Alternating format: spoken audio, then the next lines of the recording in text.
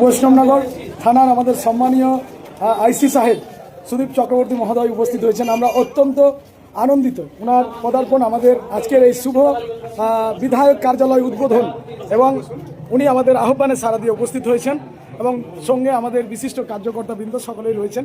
আজকের এই মঙ্গলজনক দিনে সকলের উপস্থিতি আমাদের খুব ভালো লাগছে। এই দিনটিতে আমাদের সবাইকে নতুন করে আবার কাছে পাওয়া একটা আনন্দের মেলা, এবং এই আন্তরিকতা, এই সম্প্রীতি আমাদের মধ্যে বজায় থাকবে।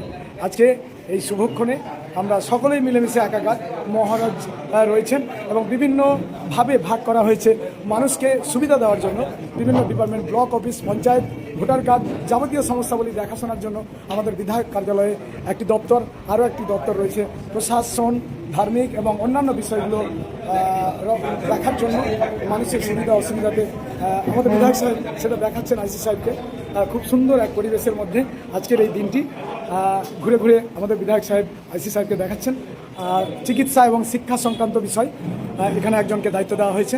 পাশাপাশি আরও একটি জমি সংক্রান্ত যে বিষয়গুলো এবং পারিবারিক বিষয়গুলো যে সমস্ত আছে সেটার কিন্তু টেবিল অন্য করা হয়েছে, মানে ডিফারেন্ট টেবিল, এবং সেইখানে ডিফারেন্ট বিষয়গুলো সমাধান করা হবে এবং এই বিষয়গুলো এখান থেকেই সলভ হবে, এবং এই বিষয়গুলো এই টেবিল মারফত আমাদের বিধায়ক সাহেবের কাছে চলে যাবে সমস্যাবলী, এবং সেই সমস্যাবলী ডিরেক্টলি দেখা হবে এবং কোনো রকমভাবে মানুষের ভোগান্তি নয়, মানুষকে বিভিন্ন সুবিধা দিতে হবে, এই একটা লক্ষ্য আমাদের বিধায়ক সাহেবের। এবং সেই লক্ষ্য পূরণেই আজকের এই বিশাল আমাদের কার্যালয়, বিধায়ক কার্যালয়, এবং রাজুদা উপস্থিত থাকবেন, মাঝে মধ্যে এই অফিসে আসবেন এবং এই টেবিলগুলোতেই থেকেই খবরাখবর নেবেন যে এলাকার কতটা সমস্যা, কি সমস্যা এসেছে, এলাকাতে শান্তি বহাল আছে কিনা, এবং সব রকমভাবে এলাকাকে সুস্থ রাখার জন্য এবং এলাকার সমস্ত সমস্যা সমাধানের জন্য আজকের এই দিনটিতে বৈষ্ণবনগর বিধানসভা ক্ষেত্রের বিধায়ক কার্যালয় উদ্বোধন হলো এবং প্রশাসনিক কর্তাবৃন্দ, আধিকারিকবৃন্দ উপস্থিত হয়েছেন। সকাল থেকে মূলত এই অনুষ্ঠান চলছে, শুভ অনুষ্ঠান, এবং এখানে প্রথমত পুজো দেওয়া হয়। আর একটি বিশেষ দৃষ্টি আকর্ষণ করে যে আমাদের এই বিধায়ক কার্যালয়ে একটি মন্দির রয়েছে।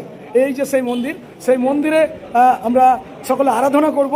এখান থেকে শান্তির বার্তা 54 বৈষ্ণবনগর বিধানসভায় ছড়িয়ে পড়বে এবং এই মন্দিরে আমরা প্রণাম করব, পুজো দেব, এবং পাশাপাশি সমস্যাবলী এখান থেকেই সমাধান হবে।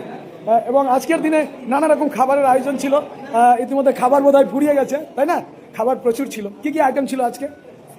সিঙ্গারা, কচুরি, মিষ্টি আর পায়েস। আর কি ছিল ভাই? লাড্ডু। এই যে লাড্ডু, আমাদের লাড্ডু, প্রিয় লাড্ডু। তো পায়েস থেকে শুরু করে আরও অনেক খাবার ছিল। আজকে সকলকে মিষ্টি মুখ করা হলো। 2টো লাড্ডু আমাকে দিলে ভালো হয়। ধন্যবাদ। আমিও লাড্ডুটা খেয়ে নিই, খুব ভালো লাগলো। Thank you so much. প্রত্যেকে ভালো থাকবেন। আজকের এই দিনটি স্মরণীয় হয়ে থাকুক। এবং প্রচুর ভিড় ছিল, এখন ভিড় শেষে অনেকটাই হালকা হয়েছে। তো আমরা সকলকেই ধন্যবাদ জ্ঞাপন করছি। সকলে ভালো থাকবেন। ধন্যবাদ।